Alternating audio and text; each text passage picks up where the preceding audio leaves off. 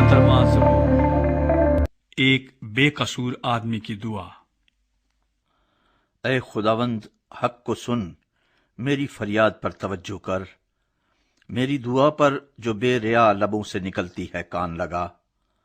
میرا فیصلہ تیرے حضور سے صادر ہو، تیری آنکھیں راستی کو دیکھیں۔ تو نے میرے دل کو آزما لیا ہے، تو نے رات کو میری نگرانی کی۔ تو نے مجھے پرکھا اور کچھ کھوٹ نہ پایا۔ میں نے ٹھان لیا ہے کہ میرا منہ خطا نہ کرے۔ انسانی کاموں میں تیرے لبوں کے کلام کی مدد سے میں ظالموں کی راہوں سے باز رہا ہوں۔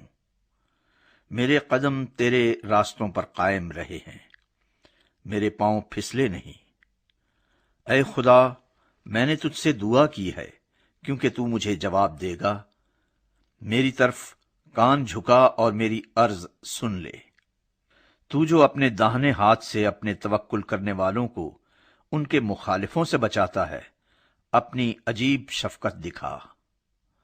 مجھے آنکھ کی پتلی کی طرح محفوظ رکھ، مجھے اپنے پروں کے سائے میں چھپا لے، ان شریروں سے جو مجھ پر ظلم کرتے ہیں، میرے جانی دشمنوں سے جو مجھے گھیرے ہوئے ہیں۔ انہوں نے اپنے دلوں کو سخت کیا ہے، وہ اپنے منہ سے بڑا بول بولتے ہیں۔ انہوں نے قدم قدم پر ہم کو گھیرا ہے، وہ تاک لگائے ہیں کہ ہم کو زمین پر پٹک دیں۔ وہ اس ببر کی مانند ہے جو پھاڑنے پر حریص ہو، وہ گویا جوان ببر ہے جو پوشیدہ جگہوں میں دبکا ہوا ہے۔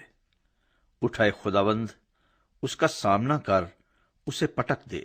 اپنی تلوار سے میری جان کو شریر سے بچا لے۔